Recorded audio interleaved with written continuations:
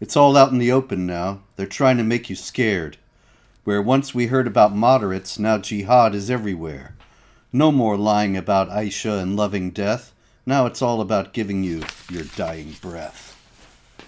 That's this week in Jihad's cold opener this week, ladies and gentlemen. It is a week in which there is a common thread, and that is that a lot of things that you used to be lied about all the time, now they are very much out in the open. And Jihad is very much out in the open and active. And so we have the great David Wood here with us tonight as a special treat to unpack it all for us. Plenty of stuff to unpack. Just sending out the link here. Wow, we're live with This Week in Jihad. Yeah, you remind me of when there were records, when there were LPs, vinyl they call it now. And we would, when we were kids, would run it at lower speeds, and everyone spoke that way. Anyway, yes, we are here with David Wood, and there is a great deal to discuss. David, they're not even hiding it anymore, and I have found that there is a plethora of stories to that effect. Like, for example, we have Sharif Gindi, who I expect is a friend of yours, an imam in Michigan, who spoke last Friday at the, actually it was a few weeks before that, but memory just posted it, Friday sermon at the Islamic Organization of North America in Michigan, and he said, jihad is due. Jihad is happening. The Jews will not leave Israel except by force. Jihad means defending Islam with force. And I thought back, man, you remember very well. I remember very well, indeed. Why don't you tell our viewing audience about what it is exactly you remember in this connection? Yeah, so one of the big campaigns of deception, what was this, about 10 or 12 years ago? That's right. It was a while back, but they came up with the "That's My Jihad" campaign. That's my jihad, and so what they wanted to say is, which is correct that the word jihad just means like striving or struggle or something like that. They want to say, hey, since jihad just means struggle, then anytime you're struggling, it's jihad. So don't stop associating jihad with actually fighting and defending the religion with force, power, and strength. It's just, anything you're doing that you struggle with. So they kept putting these posters and billboards and signs everywhere saying, my jihad is getting up and getting to the gym. My jihad is getting my kids to school on time. My jihad is building bridges across the aisle. And they just said, I struggle to do all these things. And therefore, that's what jihad means. And it's just like so many other issues, whether it's Muhammad and Aisha or any of these other things, that what we were called liars and deceivers for saying 10 or 15 years ago, they now shout from the rooftops. Yeah. Meaning that we were right. We were speaking the truth when we were condemned by everyone, when politicians and journalists and everyone said, these guys are lying. They're lying. How do you know we're lying? Because this Muslim says they're lying. So that means that when everyone was accusing us of lying, we were actually telling the truth. And that everyone who said we were lying, they were actually the ones lying. Where's our apology? Dang it. Yep. Yeah, Pamela Geller and I had some good fun with that one. We ran ads before they changed the law to ban political ads, which by which they meant our ads, because other political ads they got no problem with. But anyway, they shut it all down in the courts. But before they did that, we had a great time with the My Jihad campaign, which was run by the Hamas-linked Council on American Islamic Relations, which is behind so much of this. And so we copied the exact design You can't copyright a design. And we had people Actual with actual quotes quotes. from jihadis. Yeah. Exactly. That's And like, his jihad. killing Jews is worship that brings us closer to Allah, which a real Hamas guy really said on Hamas TV. And we had it on billboards, we had it on buses and such. And the media actually said we made up the quote. But it was 100% true. You can still find it. It's at Memory, the Middle East Media Research Institute. It's at Jihad Watch. You can find it. This is not... actually, there was a guy who recently repeated it. And so what they said was true was completely false. You know, my jihad is especially that one building bridges across the aisle, as if they ever reach out to people who disagree with them with anything but hatred and venom. And anyway, everything they said was false was true. And now we got Sharif Gindi, and his jihad is defending the religion with force, power, and strength, which CARE would have condemned 10, 15 years ago. Let's see. Do you think they're going to condemn Sharif Gindi, David? Nope. By golly, I don't think so either. Yeah, they'll if they're going to condemn anything here, it'll be you for pointing out what Sharif Gindi just said. That's the only time they have a problem with this, is when we repeat what a jihadi says, or what a Muslim leader says, or what the Quran says, or what the Hadith says. That's the only time it's bad, is when people are actually exposing it. I have to say, Robert, if I could go back in time, if I could turn back time, I go back to 2015 or whenever it was, and I'd run a billboard, and I'd have a cartoon of Muhammad, and Muhammad would be saying, my jihad is to walk after a night with the men of Al-Zut. That was actually the end. It was when we put Bosch's cartoon that won the Muhammad Art Exhibit and Cartoon Contest in Garland, Texas, that was attacked by ISIS. We put that, or tried to, on buses and billboards in New York City. That's when they changed the law. They could not abide a cartoon of Muhammad, and I do understand, because they might have been looking at buses getting bombed, innocent people getting killed. In that regard, certainly, we wouldn't have wanted them to go up. But it's a shame that the situation has deteriorated, and even had so 10 years ago, to the point where you couldn't just exercise the freedom of speech, because this one group would be violent and everybody was kowtowing to them instead of standing up for freedom. Yeah, and that happened in multiple places, because there was also the situation in New York where they were using all the pro-Palestine, anti-Israel. They were posting all those signs on billboards and stuff, and the city was approving those, until Pamela Geller would do the exact same thing, but post the opposite. So she would say, no, side with Israel. And they say, no, you can't do this. And then they were reluctantly forced legally to do it out of consistency. And then at some point they just said, all right, no more political ads and so on. But it's just amazing that when it's coming from Islam, they're totally fine with it, until you say, can we actually say something that's true here, or say the opposite of what they're saying? And then we need to change the laws in our city. Yep. Bunch of cowards. Yep. Oh, man, yeah. There's so many stories about how cowardly they are. But anyway, we've got jihad to deal with. Meanwhile, open jihad threats. Also in the Dallas area, where in Garland, Texas, 10 years ago, May 3rd, 2015, our Muhammad Art Exhibit was attacked by ISIS. A couple of jihadis from Phoenix drove all the way across to Dallas area, and they opened fire in the parking lot. They were killed out there by our security guys. And now, 10 years later, here we are. Nothing has been learned. A pro-Israel Christian event scheduled to take place in Dallas was indefinitely postponed due to threats made by, quote, radical jihadist elements in the United States. Texas? Texas. I would anticipate that if there was a jihadi threat in Texas. Now, keep in mind, you can't stop someone from making the threat. You can't stop if they ran out and did something. But if it's, hey, you cannot have this event because we will attack you with our powerful jihad, seems like Texans could deal with that sort of situation. Oh, you're telling us we're the ones? Okay, well, it seems like a situation where like 10,000 people with guns would show up. One would think. But One I would don't think. know if this is the Texas that we grew up knowing and loving.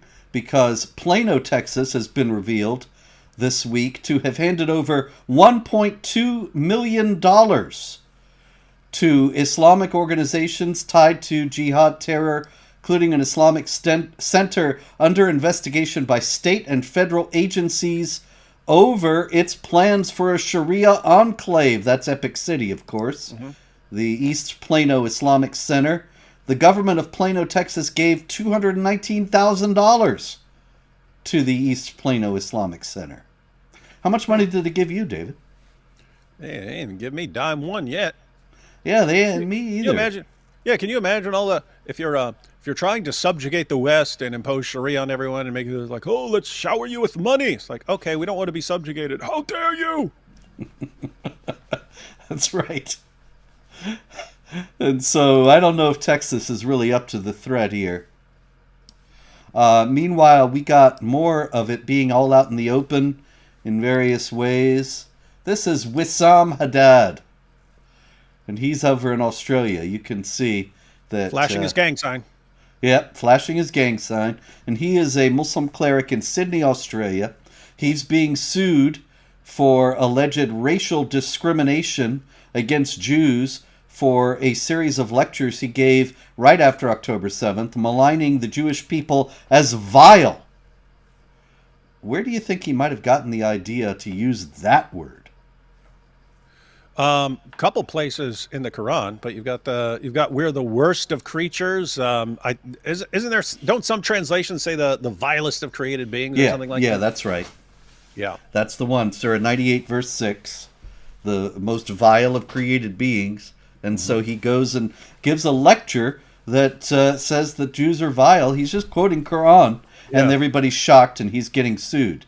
But that's something else that happens over and over again. Matter of fact, that actually happened. You probably remember. Do you remember? And this is probably like 15 years ago when Hollywood celebrities, for some reason, jumped on board with this. But Hollywood celebrities all signed a petition condemning Hamas. But specifically what they condemned Hamas for was for saying in their charter that the end will not come until Muslims fight the Jews, and the Jews are hiding behind rocks and trees, and the rocks and trees will cry out, "Ya Muslim, there is a Jew behind me, come and kill him." And it just said that. It just said Hamas declared in its charter that this would happen. And then all these Hollywood celebrities, actors and so on, producers, and everything, they all signed this document condemning Hamas, and the rest of us are going, they're just quoting Muhammad. Dude, they're quoting Muhammad. And you guys are all condemning it. But if we said it's Muhammad, you wouldn't condemn it. But if we say it's Hamas, you'll say, oh, yeah, we'll condemn that. But here's another situation. Oh, how dare this guy say something like this? Shame on him. What a bigot. What a terrible representative of Islam. I'm just quoting the Quran. Yep. Yeah, you know, David Horowitz did that too. The late, great David Horowitz, with whom I had the privilege to work for many years ago. It was probably about 20 years ago, or 17 or 18 anyway.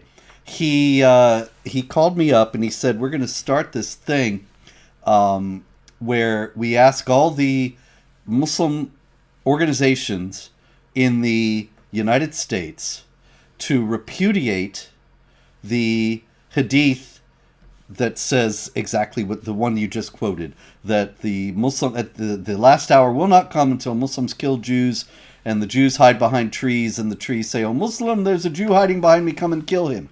And I said, David, they're never going to repudiate that. That's it's a strong hadith. It's taken for granted that it's authentic by believing Muslims. And he said that's just the idea, that they'll all say this is part of our religion, we can't reject it, and it will raise awareness that this exists. And sure enough, it all happened exactly as he said. I went to all these Muslim organizations and asked them to reject the hadith, and none of them would do it. And so at that time, for a little while, people were talking about the hadith, but now, because here again, in those days, people cared about moderates, people cared about the idea of Muslims rejecting terrorism. They were upset about that kind of thing, but now everybody takes it for granted that this is just what they all think. And Wissam Haddad, actually, in response to this lawsuit, he said that his lawsuit is a battle between Islam and the kuffar. And it is, in a sense, is it not? Yeah.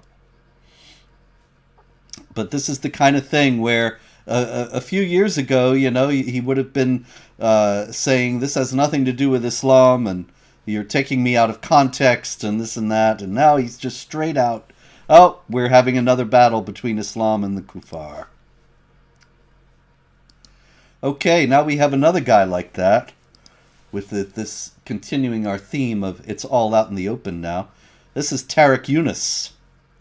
And Tariq Yunus is he's a university lecturer at one of Britain's top universities, Middlesex University in Hendon. And he is proud to have contributed, he said, to Hamas. He totally supports Hamas, and he's working on a legal bid to remove the designation of Hamas as a terrorist group. Because after all, a few years ago, they would have all said, oh, we have nothing to do with Hamas. How dare you suggest that we're like Hamas? But now Hamas is mainstream. Everybody loves Hamas now.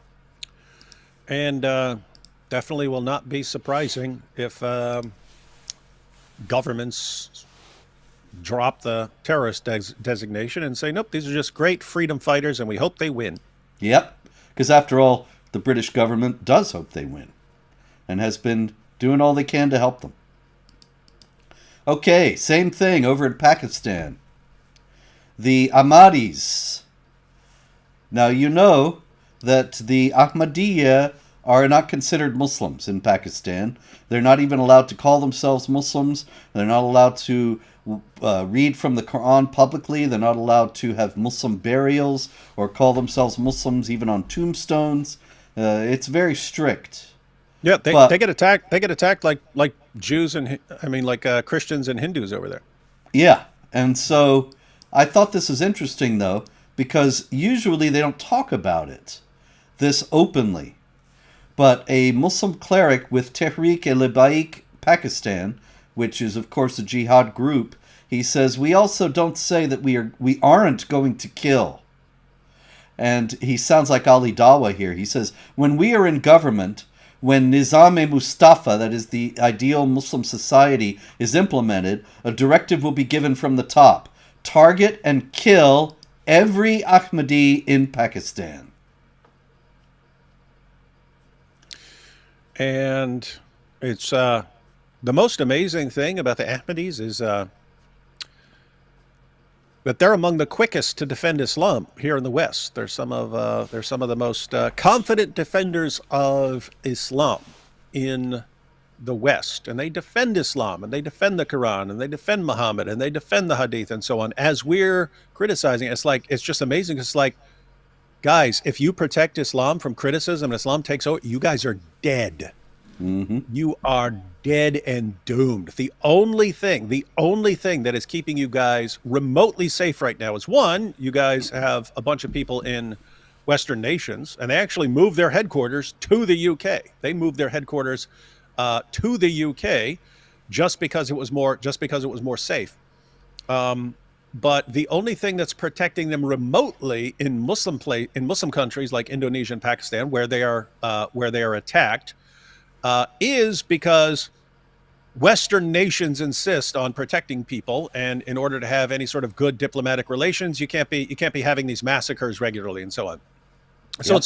It's just like with child marriage. It's just like with persecuting Hindus or Christians or something, that these Muslim nations actually have to do something to protect people because they don't want to be condemned by Western nations and have sanctions on them or something like that. So they reluctantly protect people and so on.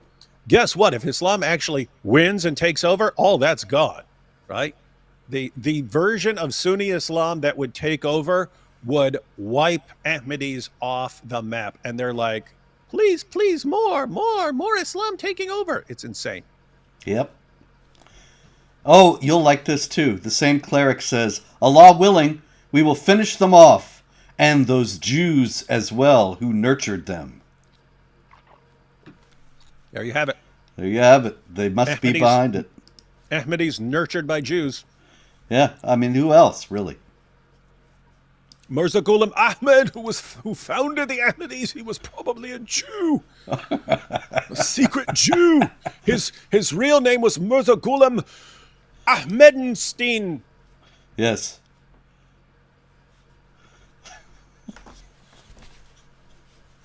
Yes.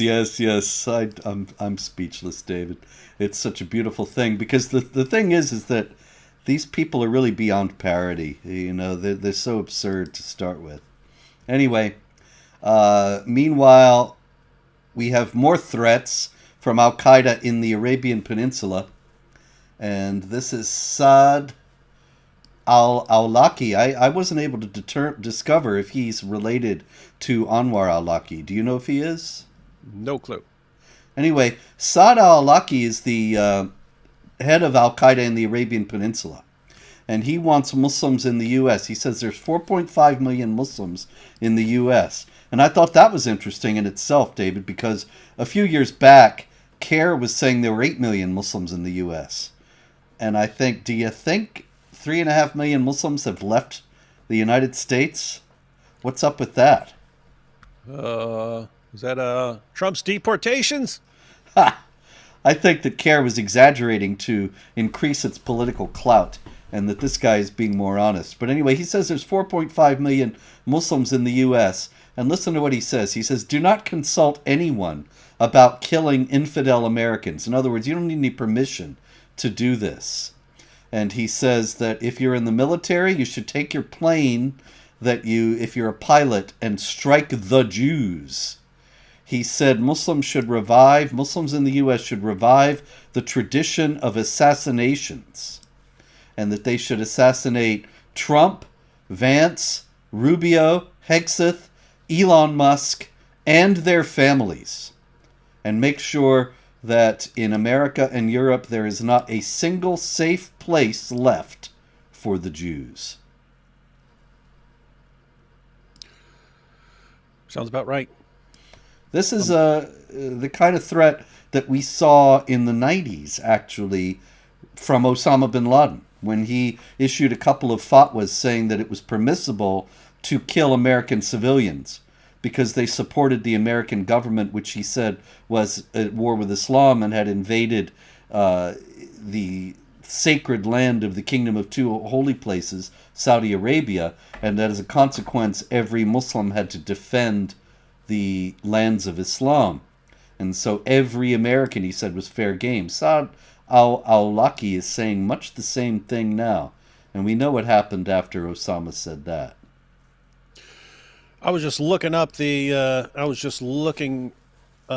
let's see.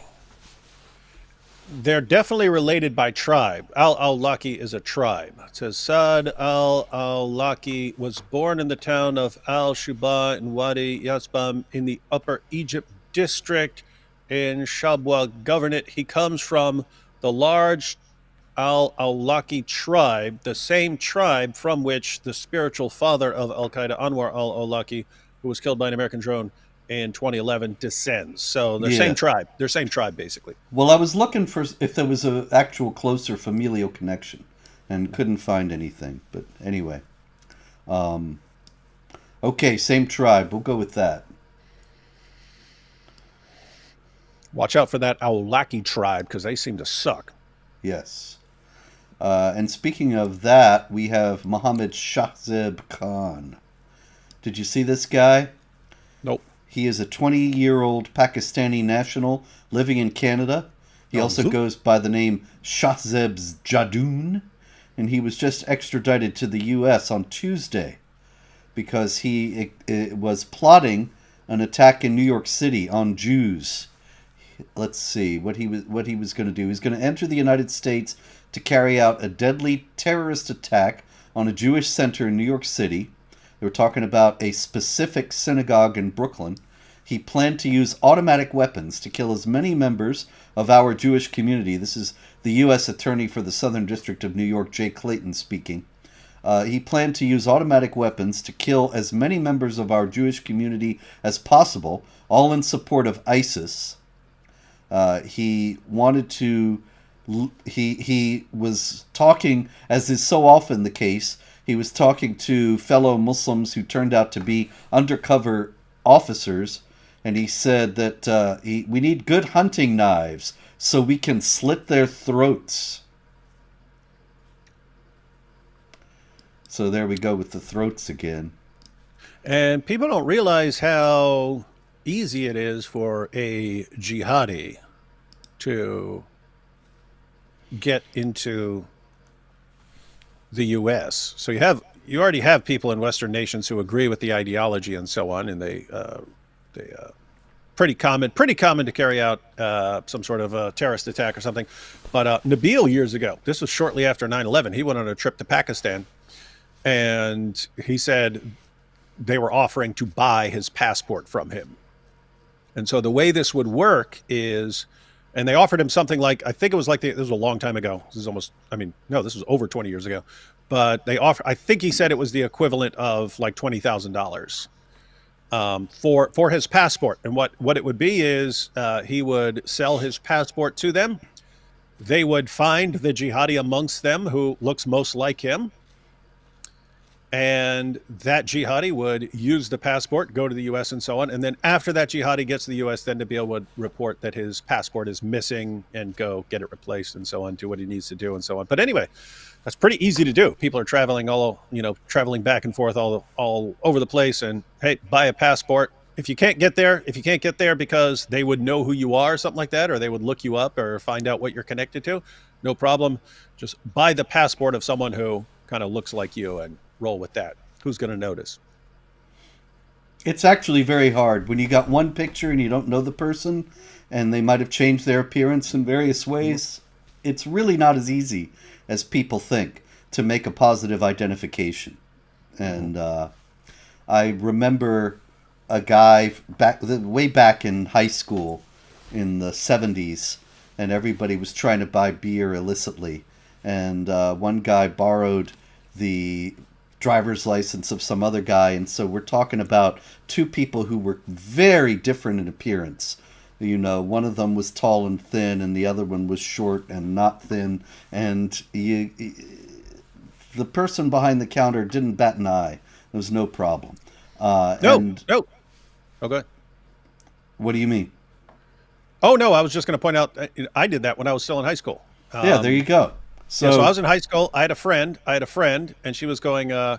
She knew that I'd been in trouble with the law and stuff like this. So she asked me. She said, "Hey, criminals? Can you get me a fake ID?" And I said, and so she was thinking like go to a place that prints fake IDs and stuff like that.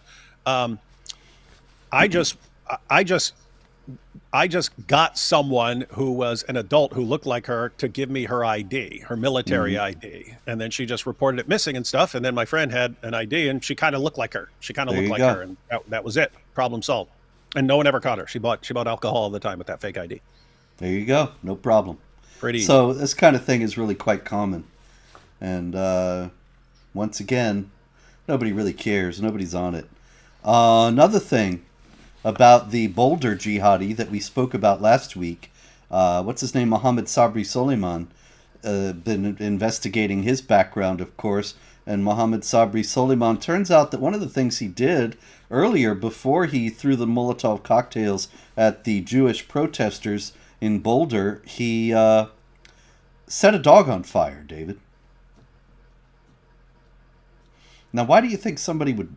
Why are we talking about a guy who set a dog on fire on a show called This Week in Jihad? There's Muhammad had a jihad against dogs. And this is something that we see over and over again. We'll see stories about people poisoning dogs or putting up signs saying, get your dogs out of here because it's a Muslim area now and so on. Mm-hmm. But so Muhammad, according to the stories, had a meeting with Diha al-Kalbi, and Diha al-Kalbi, who ironically is called Diha the dog for some reason. Maybe because they have a problem with dogs. Yep, that's what al-Kalbi means. That's his name. So it's weird. It's weird. It's just a weird connection. Why is the guy who's called the dog the one who had the problem with dogs? But anyway, so maybe just Maybe that's why. rebelled against his name. I've been called a dog my entire life, and I hate dogs now. I hate them. So anyway, Muhammad had a rendezvous with Dihya al-Kalbi at his house. Of course, it's the angel Gabriel, according to the story. Muhammad's going to meet with the angel Gabriel, and then Angel Gabriel, a.k.a. Dihya al-Kalbi, stood him up, and then Muhammad didn't know why, and then found out there's a dog. There was a puppy. There was a puppy hiding in the house. And so then that's when he decided, all dogs have to be killed. We can't have anyone interfering with my rendezvous with Dihya al-Kalbi. And so he ordered his followers, and it said they would, at that point, they were killing all dogs. They were killing all dogs. So they were even like getting the dogs of the Bedouin people and killing them and stuff. They just went on this huge dog massacre. And then eventually some of his followers complained, it's like, hey, we've got dogs for like hunting and stuff like that.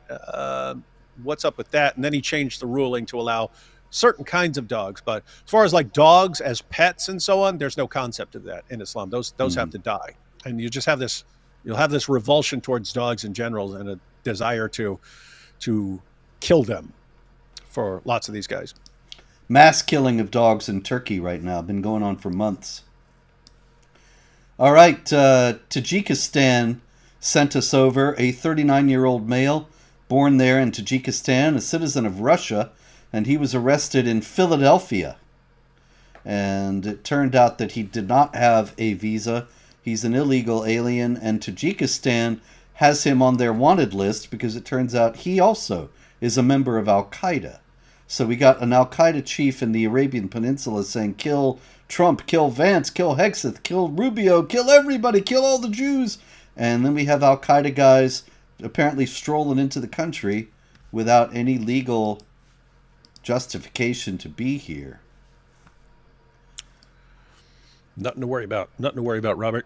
No. Nothing whatsoever. Okay, let's see. We got Mohammed Abdullah Warsami. Where is he? I know I got him. Here we go. There he is. Mohammed Abdullah Warsami was a refugee. He came here as a refugee to Canada, actually, and he was he was tied to Osama bin Laden in various ways. He apparently provided support for Al-Qaeda in terms of training and money in from 2000 to 2003. But then he came to Toronto as a refugee, lived in Toronto, and went over to Montreal, got arrested in Montreal because he threatened to kill a large number of people.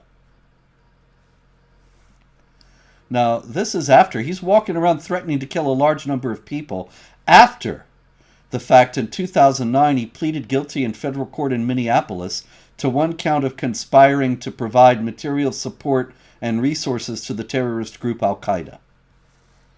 So he pleads guilty to being Al-Qaeda in 2009. 16 years later, he's in Montreal threatening people. It seems to me that if they'd handled this problem and deported him, kept him out of the country, kept him out of North America in 2009, maybe he wouldn't have been in Montreal threatening people in 2025. This is an ongoing problem that we've pointed out over and over and over again. Same problem with the ISIS jihadis, that you have people who are threatening people or associating with terror, or they joined ISIS even or something like that. They joined a terrorist organization, but they didn't actually kill a bunch of people, and so it's a lesser crime. And so these guys get sentenced to 8 or 10 or 15 years and so on. Guess what? That means they're coming home. And you think, oh, they're going to go to prison and they're going to be sitting there with the Quran and the Hadith and a bunch of their fellow Muslims, and they're going to come out as pure as the driven snow and super nice and loving and so on, because they've absorbed the idea that Islam is actually this wonderful thing, and it's just being misrepresented by people. And so all these people absorb that idea, and they think that going to prison and just having time to reflect on what Islam really teaches, that's going to solve the problem. They're going to come out all nice, and they come out ready to kill. Isn't that weird? It's just inexplicable. I just don't understand it at all. Here's another inexplicable story out of France, David. Always a good, rich vein for this kind of thing. French family, they have an 8-year-old daughter. I'll bet you can see what's coming already. And what's coming in this case is an Algerian migrant who showed up in their house, broke into their house with a pitchfork while the family's home. He's not trying to rob the place. And once he gets inside, he exposes his genitals to the family and demands the girl. He says to the parents, "Give me the girl or I'll kill you."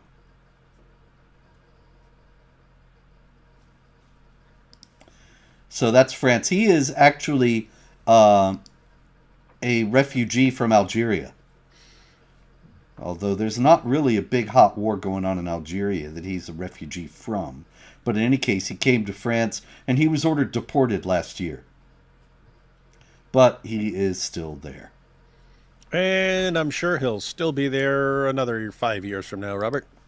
Yep, probably do it again. Here's an interesting story also from France, also a sexual crime. 12-year-old girl was kidnapped, insulted, humiliated, beaten, and raped repeatedly because she was Jewish by a gang of Muslim teens ages 13 and 14. But what's interesting about this, David, aside from all that in itself, is that one of the rapists ordered the girl to convert to Islam and repeat the Shahada. So we have a very strange scenario here, really, strange to Western ears, that you have this girl being repeatedly raped, repeatedly insulted and abused, and they say it's because she's Jewish, and they pressure her, while they're raping her, they pressure her to convert to Islam. Now, the view of Islam that most Westerners still have, despite your best efforts and mine, is that it's a religion that is like every other religion that teaches magnanimity and kindness and generosity and humility and everything else. And so, presumably, these pious religious young men would not dream of performing a heinous crime like a rape, and particularly would not associate it with their wonderful, peaceful religion. And yet, they immediately go there and make their rape all about trying to get her to convert to Islam. Can you explain what on earth is going on here?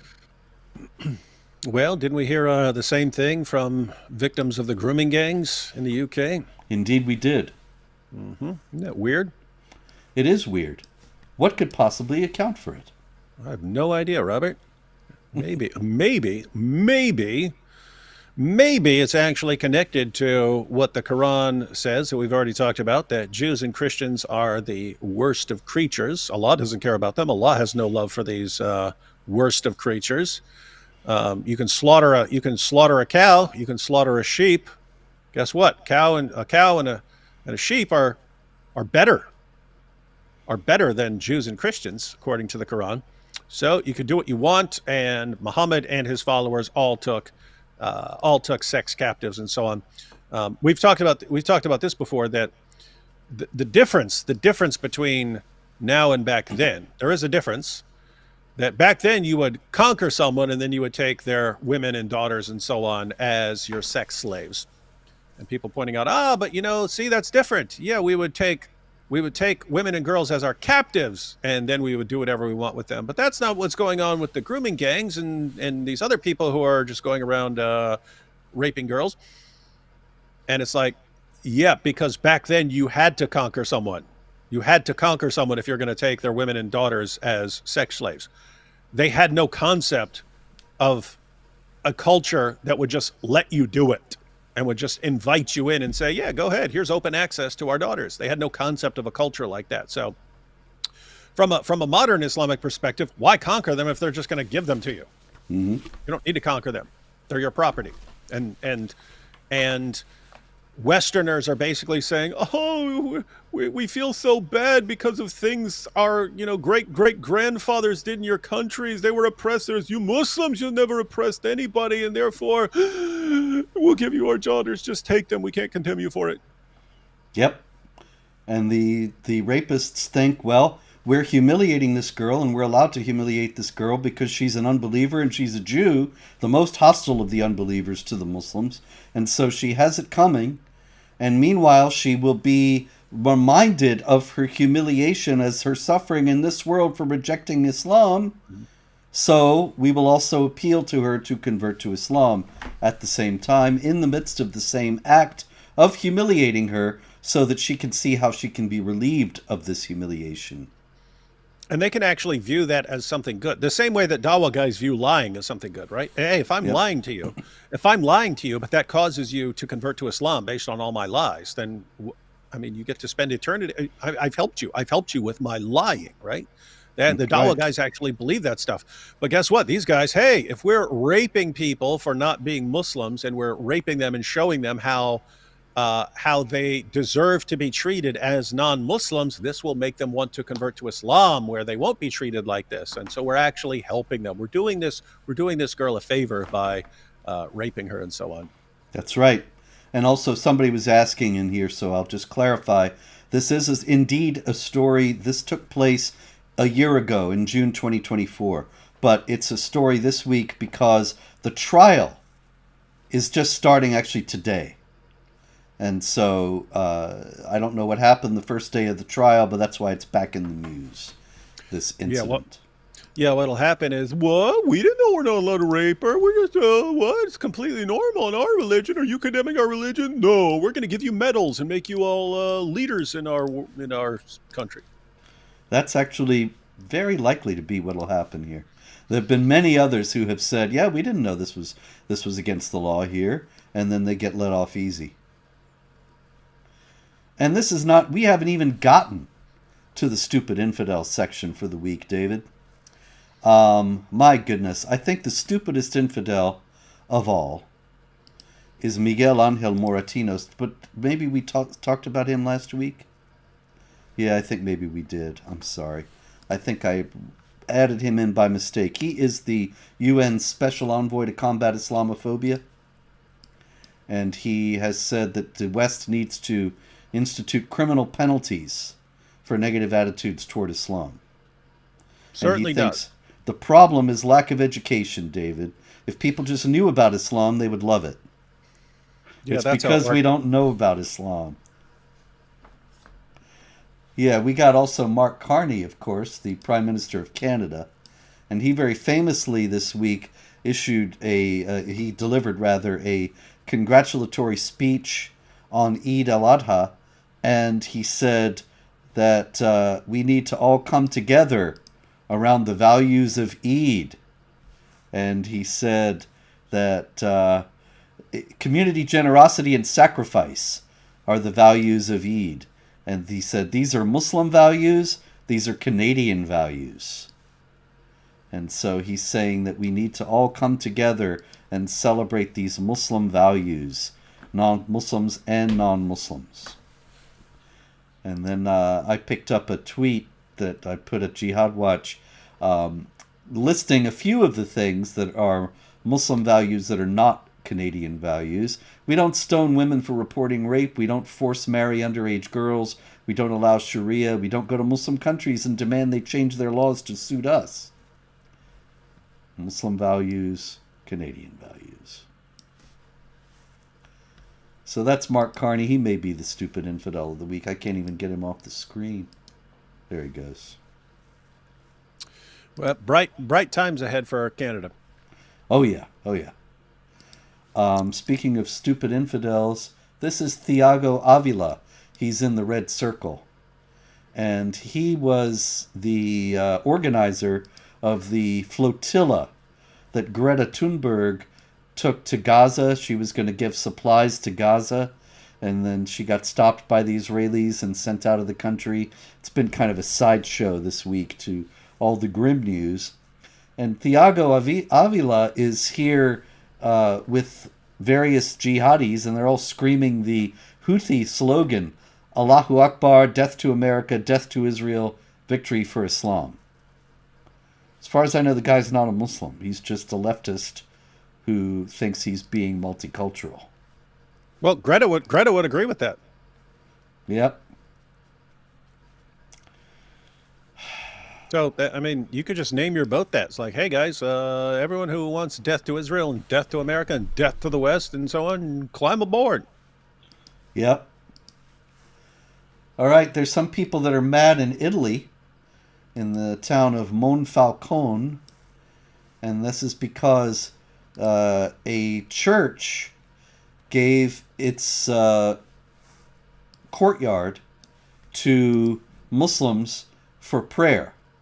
And you can see a large number of Muslims. This is an outdoor space. You can see the grass here a little bit along the side. Large number of Muslims gathered in this church courtyard to pray, and they had a statue of Jesus there, and that's what's circled in red, that the statue of Jesus was covered with a towel. And a lot of people were angry and pointed out the story I picked up from the Italian press. It says, look, if we went to Saudi Arabia, we wouldn't even be allowed to pray in public. And if we did and dared to cover some Muslim symbol, well, and there'd be all sorts of trouble. And people are upset about this, but I think, well, where you been? You know, go to Hagia Sophia, which was the grandest church in the Christian world for 1,000 years. It's full of icons. And what happened to them? They were covered over with these big medallions that proclaim Allah and the Shahada and so on. So what do they expect?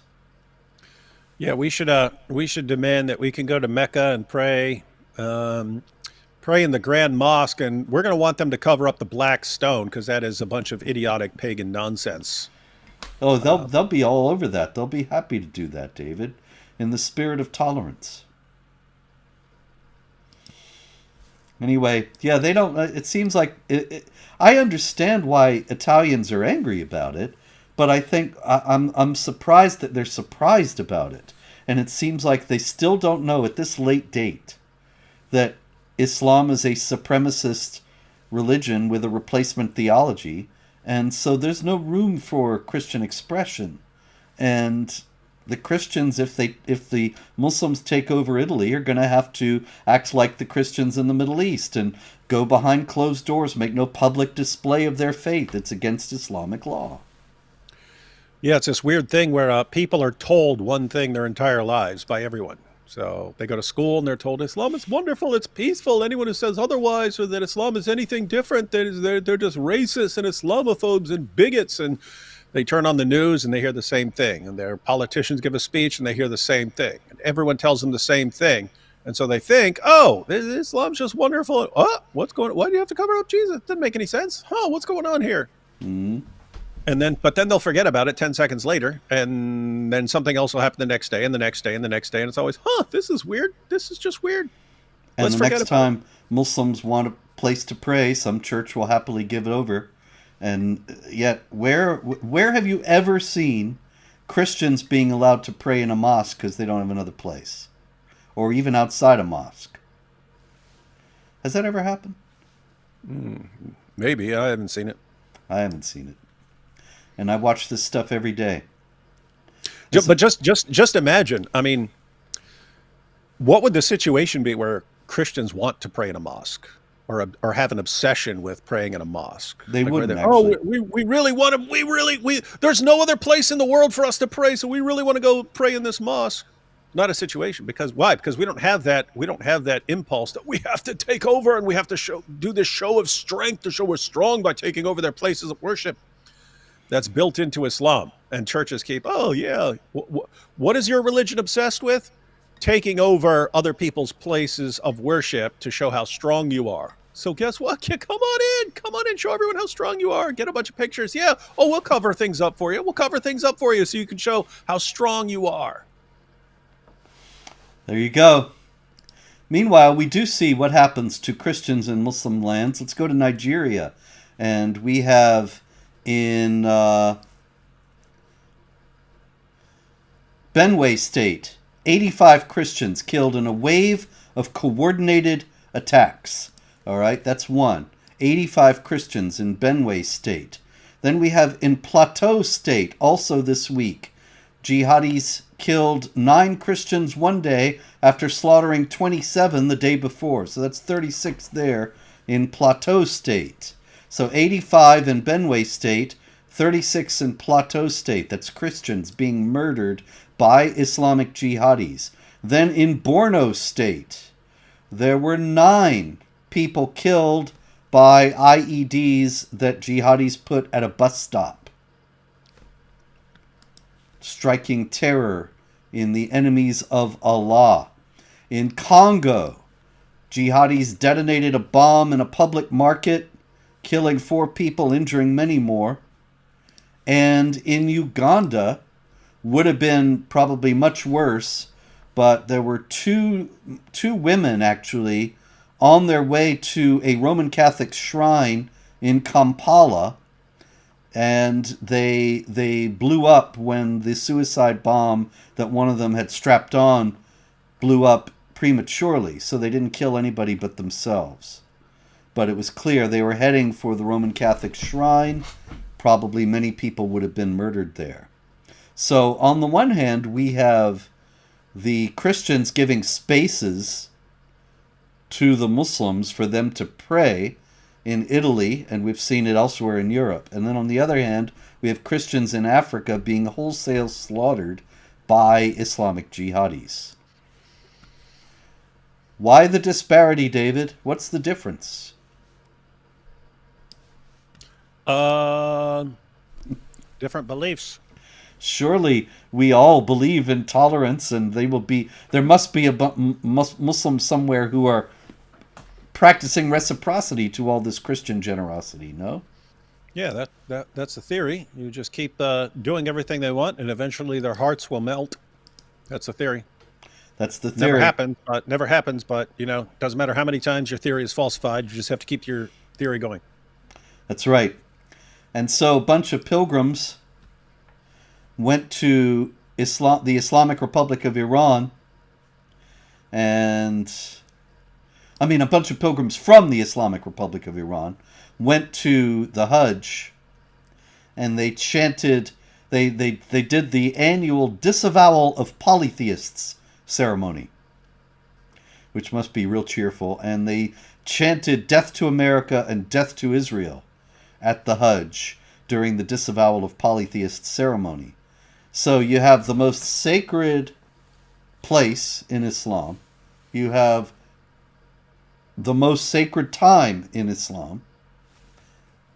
You have Muslims performing this pilgrimage that's once in a lifetime, that is one of the most important things they have to do. And they spend it calling for death to non-Muslims. They must be misunderstanding Islam, right? Lots of people are, Robert. Lots of people are. So many people misunderstand Islam. It's very hard to understand. Very, very hard to understand. Yeah, it's basically, it's the only thing. It's the only topic in the world where the less you know about it, the more of an expert you are. It's absolutely true. Like everything else, okay, if you're going to be a mathematician or something like this, well, you probably need to know a lot about math. And if someone didn't know even basic math, you wouldn't consider them an expert. But on Islam, the people who know the most about it, they've obviously got everything wrong. And the politicians and journalists and completely westernized Muslims who wouldn't know a Quran verse from a reading in a phone book or something like that, they're the experts. That's how it works. Indeed. And here's some experts out of the UK. This is the UK's official website about countering terrorist ideologies. And it says right-wing terrorism, extreme right-wing terrorism, is the active or vocal support of ideologies that advocate discrimination or violence against minority groups, particularly the idea of Western culture is under threat from mass migration and a lack of integration by certain ethnic and cultural groups. That's right-wing terrorism that the UK government will assiduously prosecute. But are there any religious or ethnic groups, what do they say, any ethnic or cultural groups that are against integration? Yeah, I can think of a big one. What? Surely you don't mean Islam. I, in fact, do, Robert. Oh, I said it. I regret Islamophobia. nothing. I regret nothing. I apologize for nothing. I said it. All right. Well, maybe this will make you apologize. This is a real horror story out of the UK also. This poor man, a Muslim who is in a care home because he suffers from a debilitating illness and he is unable to walk. And so he was served lunch last week. And David, you're sitting down, right? David, he was served ham.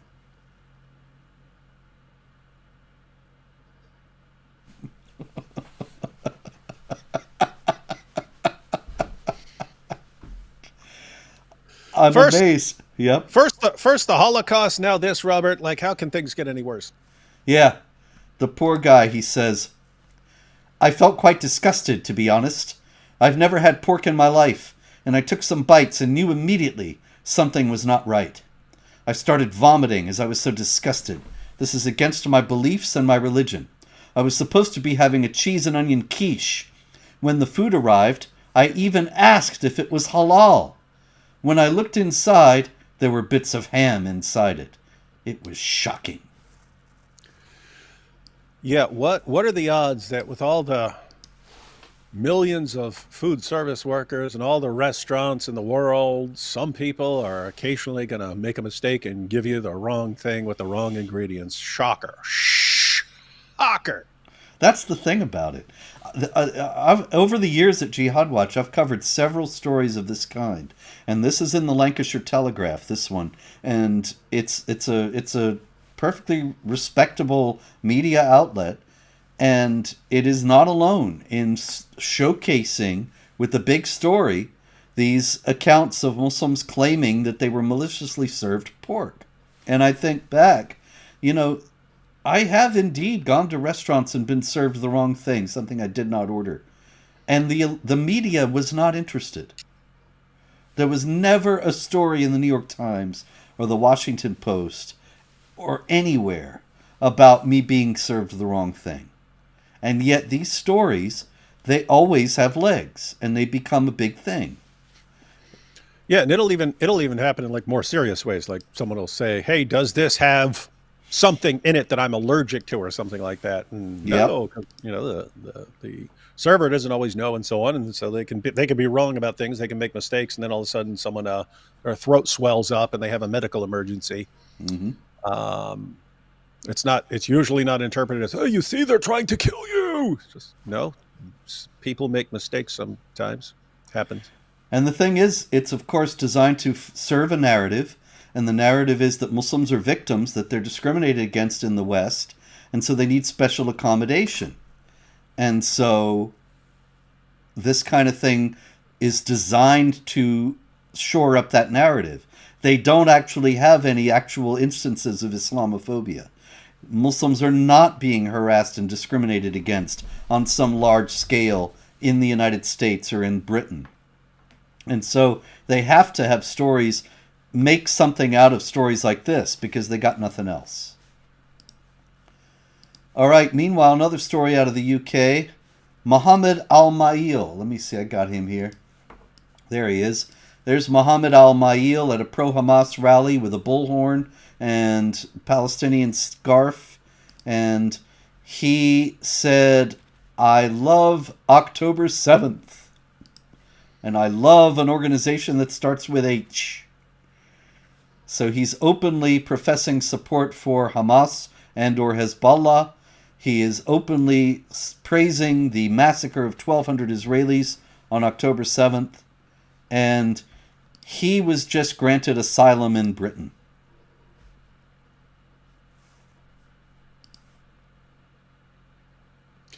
This weird situation again, Robert, of you kind of think at some point, okay, you guys deserve what you are basically begging for.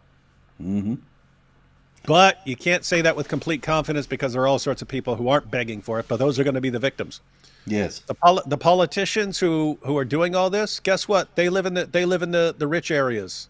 They are not the ones who have to live with the consequences of their actions and so on. It's the regular people who aren't asking for this. They're the ones who have to live with the consequences. Precisely. And so Britain, well, the politicians are destroying it. We talked last week about the conviction of Hamid Koskun for burning the Quran. They're bringing blasphemy laws back to Britain. Britain has a very dark future if they don't turn this around.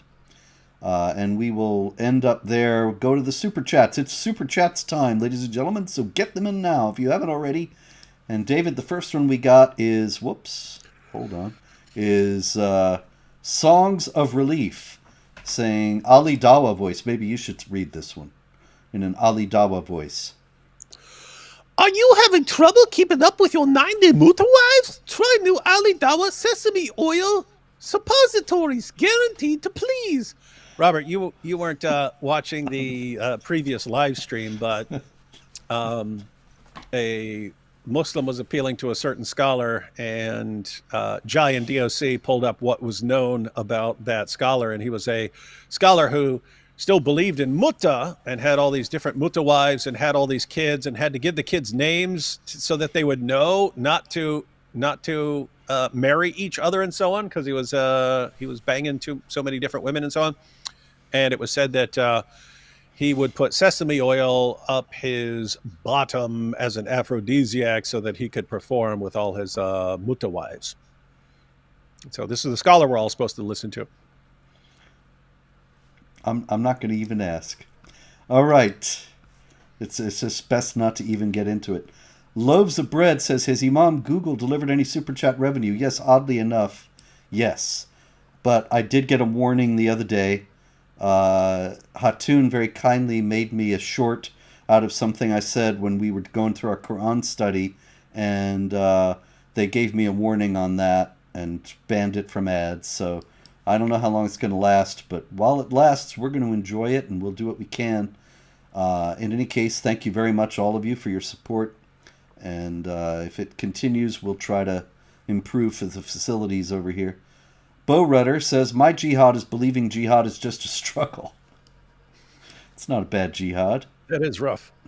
Yeah, it's a tough one, though. Abu Bakr al-Puff Daddy, good evening, Dr. Wood. Mr. Spencer, rumors are swirling Israel will strike Iran's nuclear facilities. What is your opinion? Should USA pursue talks? Well, I think it's very likely that they will strike Iran's nuclear facilities. It's kind of necessary because Iran will certainly nuke them if they get the chance.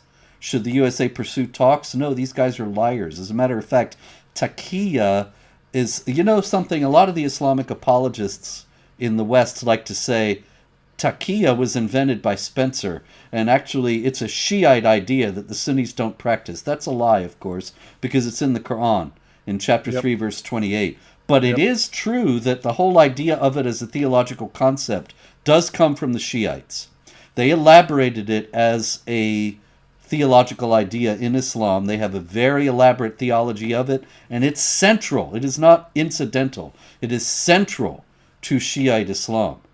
And so the idea that a Shiite regime that is committed to Shiite Islam is going to be up and up with us, honest and upfront with unbelievers, it's inconceivable.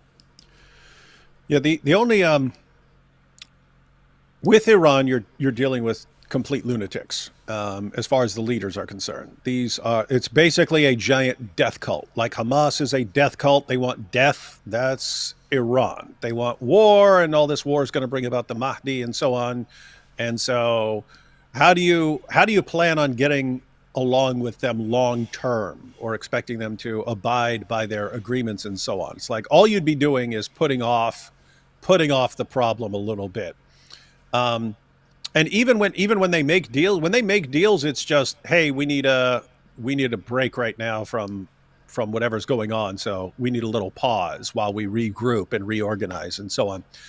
The only case you can make for wanting to negotiate and so on is if you think that the people are going to rise up and take over the government, because that looks like something that's going to happen in the foreseeable future. It looks like the regime will eventually be toppled. Only 40% of the population of Iran still considers themselves Muslims in any sense. So you're talking, this is a Muslim minority country right now. You've got tons of people who are fed up with it. The regime, the only support the regime has anymore is from the extreme hardliners, the death cult types, right? That's why they can't compromise on things like hijab. They can't lose the support of the one group that still supports, that still props up the leadership and so on. So the only case for not bombing the crap out of them is just, it's going to implode anyway here in the very near future. But that's not something you can play around with. Like, you don't want to gamble on that, right? You don't want to gamble and say, oh, things are going to work out, and then they build a nuclear bomb or something like that. So, indeed, yeah. If I were Israel, anything that looked like a nuclear facility, I would bomb the crap out of it. Abu Bakr al Puff Daddy, those awesome ABN channel days. I remember Robert saying, "My jihad is exercise," and David piped in, "Muhammad is the world's greatest Pilates instructor." Yeah, I don't recall saying that, but that sounds like something I would say. Yep. Skyscraper philosopher, breaking: U.S. withdraw diplomatic personnel from Iraq. Much speculation right now that Israel or U.S. will strike Iranian nuclear tech in coming hours. We shall see. And Abu Bakr al Puff Daddy, Spencer, can you remind us again about the Anwan brothers scandal, please? What happened? Why was it significant? What investigation has occurred? My goodness, I'm not sure I remember exactly the guys you're referring to, but there were a couple of brothers who were in the U.S. government, given positions of great responsibility. They seemed to be tied in with jihadis in some way, but the whole thing was swept under the rug. The very little reliable information came out, so I can't really give you any update on that. I think they went to Pakistan, those two guys. Abu Bakr al Puff Daddy, Spencer and Wood, what is your reaction to King Charles bestowing knighthood on London Mayor Sadiq Khan? And can you kindly explain British fascination with Arab culture? Is it to do with a movie? Yes. Lawrence of Arabia, you mean? Yeah. Well, he certainly had a fascination with Arabic culture. T.E. Lawrence that predated the movie, because that's why they made the movie. The British worked with the Arabs to fight the Ottomans in World War I.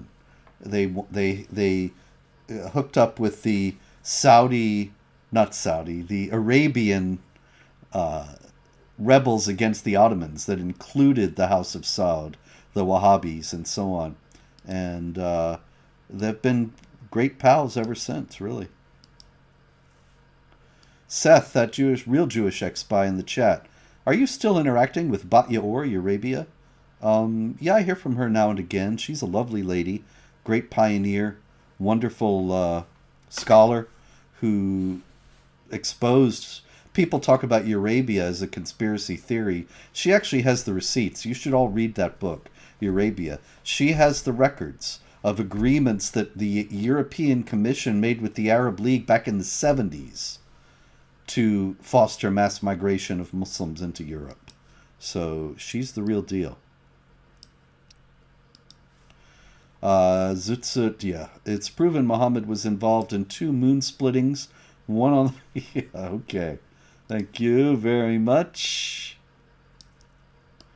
And Crazy Normie YT, what sources do you all recommend to learn more about the pagan roots of Islam? Yeah, it's good. That's a good question. I have some information on that in the Critical Quran, as well as Did Muhammad Exist and Muhammad, a Critical Biography. There are some of the older scholars like William St. Clair Tisdall, and that's what I was thinking of. Matter of fact, I'm gonna look it up. I'm gonna look up Tisdall's, and I'll put that in there. I'll give a link to that. Okay, thank you. Just gotta look it up. I can find it. I remember where to find it. All right. There was another one too, but I can't remember his name. Getting old is great. Okay, Zutzut RS, do you believe the Muhammad and the Night with Azut is false? Because Muhammad is false, that also means Mo was not a pedo if he never existed. See, this kind of thing constantly comes up, and I really don't understand why. It's not really hard. Think about this. You know the play Macbeth by Shakespeare? You probably, maybe you read it in school. You should have if you didn't. Now, Macbeth, I know people are going to say, Macbeth was real. Okay, Macbeth is fiction. It's not real. There was a Macbeth, but the story that Shakespeare tells is Shakespeare's story. He wrote the play. Now, Macbeth says and does stuff in the play. You can talk about what Macbeth says and does. If there were a Macbethian religion, then they would be take very seriously what Macbeth says and does. But that wouldn't make it real. It's a story. Now, it's the same thing with Muhammad. There may have been a Muhammad, but there is no historical veracity to the stories of Muhammad that we have about the Prophet of Islam. So, it's very important to know what those stories say, because Muslims believe them and act upon them. And the Azut story goes a long way toward explaining why homosexuality is so broadly tolerated in many areas of the Islamic world. There are other stories for that as well, and the pearly boys passages in the Quran and so on. But that doesn't mean any of it's real. It's no realer than Macbeth. The historical value of the stories is one question, but whether they're historically accurate or not, Muslims believe them, and so we should know what they say. I hope that's clear. If it's not clear, let me know. I'll try again, but I explain this all in the books. I just put a link to original sources of the Quran by Tilsdal, and he includes good stuff in there. Everyone, it's stuff that was stolen from Jewish sources, from Christian sources, but also pagan yes, practices and so on. Yes, indeed. Bo Rudder says, free Palestine of Hamas, indeed. Knows too much, like an Ahmad, zooted for the very first time. Okay. That's a song. That's a Madonna song. Like an Ahmad, zooted for the very first time. Okay. Knows too much. Can you do a posh British accent, David? Oh, this is Shakespeare. Ah, yes. To zoot or not to zoot? That is the question that perplexed Ibn Masud that fateful night. He shielded his behind and said, enough moons have been split today. Oh, dear. Okay, thank you. Yosef, can you argue Momo made Islam to hide he was gay? He didn't hide it real well, did he? No. Bo Rudder, Zoot was pro-doggy but anti-dog. Yeah, thank you. Okay. I apologize, Robert. This is going south fast here. I apologize for spreading all this El Zoot stuff, not in the way the El Zoot spreaded Muhammad's cheeks, but in a different way. Yeah, I just learned Jutland is a peninsula in Denmark. Yes. All right. Daylight, here for one time. Can you explain Taqiyya? Thank you. Yeah, Taqiyya is covering the truth, pretending to be on the side of your enemies. It's from chapter 3, verse 28 of the Quran. Do not take the unbelievers as your friends and protectors in preference to believers. Whoever does this has nothing to do with the law, unless you're doing it to guard yourselves against them, which is the exception that carries this huge weight, that you can pretend to be the friend of your enemies in order to fool them into complacency.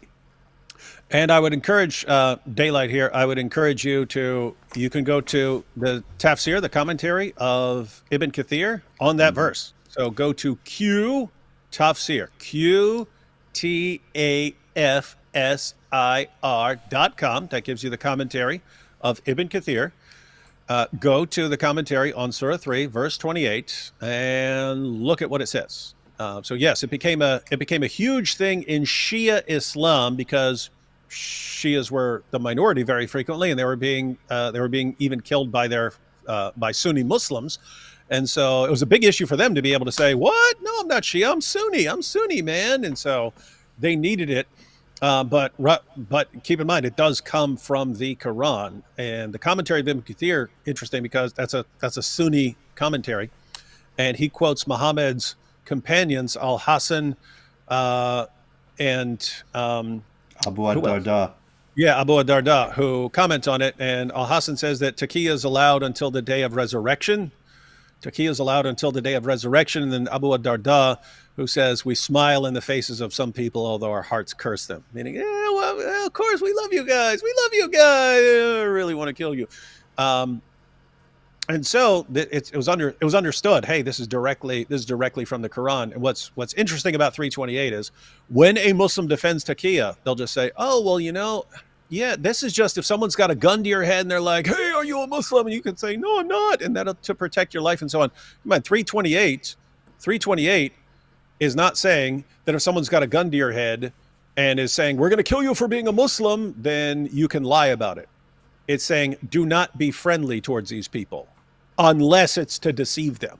Do not be friendly unless you're pretending to be friendly, because you need to get along with them while you build up your strength before you can actually conquer them. That's so it. That is, yep. Thank you, sir.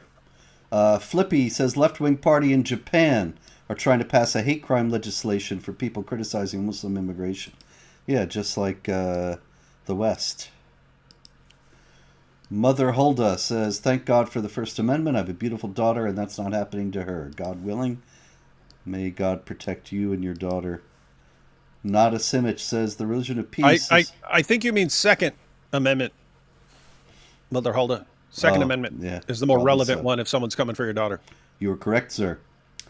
The religion of peace is like the peaceful protests in L.A. Send Greta to L.A. Yes. Okay, Zut's Gone Wild. David, please do a show to educate how in Africa, where Muslim in North meet Christians in South, there's literally a line where blood is spilled every day. We've discussed that many times on this show. Mm-hmm. Pretty much every week. Yep. Flippy says, on the PBD podcast, Tommy Robinson said he was refused entry to the USA. Shame on Trump for not giving him an asylum. He's currently in the Bahamas. I'd give Tommy Robinson and his entire family asylum in a heartbeat. Yeah, absolutely. No doubt about that whatsoever. Did PBD ask him how he could build bridges and get along with Muslims? Yeah. Especially after... yeah. Now, Tommy, a lot of people in the Muslim world want to completely kill you. So tell us how you can work together against the LGBTQ initiative. Yes. For anyone who doesn't know what we're talking about, Robert and Brother Rashid were on the PBD podcast with two Muslims, and the Muslims made it completely clear because they said it repeatedly. Yes, Rashid, because he's an apostate, would be killed by these guys if they got their way. And Robert would be killed because critics will also be killed. And so after they made it perfectly clear and stated, yes, if we get our way, both of you are going to be executed. After they said it, then PBD goes, okay, so let's talk about how you guys can work together in combating the LGBTQ. It's like, are you insane? Oh, yeah. Like, what is wrong with you? And it is clear. It's clear what his intention was. It was going to be, let's get these guys together and we're going to find out what they agree on, and they're going to agree and they're going to work together, and I will have built these bridges and stuff. And then you get them on the show and we want to kill these guys. And then he just kind of proceeds with his prepared point about how we're all going to work together. And so it's like, what is wrong with you, dude? Yep. Read the room. Okay. Whoops. We got a super sticker from Isaiah 53. Thank you very much. We got a super sticker from Tanya. Thank you very much. We got Jeff Zhervelokov. Hey, love you guys. Mom's family's from Sweden. Is there any hope for that country? There is always hope. Remember the state motto of South Carolina, Dum Spiro Spero. While I breathe, I hope. Yeah, guys, so we've explained this a million times, but it's basically like Islam is still like small minority in a lot of these places. It's a big minority in certain areas of these places, but enough people could deal with this at any point, and I don't mean by mass murdering people and so on. I'm saying, okay, we need to recognize there's a problem. We need to crack down. You do not get to stay. And if you have crossed the line, you're out of here. You're gone. We're kicking you out. People could deal with this very quickly. They just don't. They just haven't gotten to the point where they're willing to actually make the hard decisions and be called intolerant and be called Islamophobes and actually deal with the problem for the safety and welfare of all their future generations and so on. So people lack the will to do what would be required to deal with the problem and so on. And the real issue is the longer you put it off, the more difficult it's going to be. There was a time when you could have dealt with this completely peacefully. Don't bring in anyone who has these ideas. Very simple. And if you have these ideas, go back where we brought you from. It was easy to deal with. The longer you put it off, the more you're going to probably have some sort of bloodbath reaction to trying to deal with it. Yep, no doubt about it. All right, Zoot Zoot says, do you think California should give piece of land to the far-left commies and jihadi Hamas supporters? Call it Zootifornia. Okay. They just give them all of California, man. California's such a pretty place. Take all the jihadis and all the extreme leftists, and we'll give you California, right? Just build a wall around that. It's a beautiful place. It's paradisal. It's a shame to give it to nuts. That's the thing. It's like, I mean, that should be exhibit A for all future generations in terms of the ideas. It's like, if you can ruin California. Yeah. If you could take that, by all accounts, should be the paradise of the United States. And if you can just ruin that and turn it into an absolute hellhole, you've got some problems with your ideas, and you need to keep your ideas to yourself because you just screw things up. Well said. Jacob Mathai, Pakistan has just made the head of anti-terrorism in the UN. Now all the terrorists will have a party time. Any opinions? That was like making Iran the head of the women's rights wing and so on. The opinion is the U.S. is nuts. The UN, rather. Well, the U.S. too. Anyway, Zut says, thank you. RS makes sense. Well, I appreciate that. Let's see. K. Forcer says, Robert, have you talked to Peter Kreeft at all after you had that debate years ago? I wonder if he's changed his posture towards Islam at all. I have not actually. That was, my goodness, that was like 12 years ago I debated Peter Kreeft. Yeah, is Peter Kreeft still around? He was already old back then. Yeah, he's very old. He must be about 90. But I have not had any contact with him. If anybody out there knows him, or Peter, if you're watching, say hello. He was my professor. He was a good man. I think he's very 88. Wrong about Islam, but 88, there you go. I hope he's awakened to reality since then. Yeah, 88. But no, I used to listen to his lectures because he's an awesome professor of philosophy and so on. Just doesn't know a whole lot about Islam.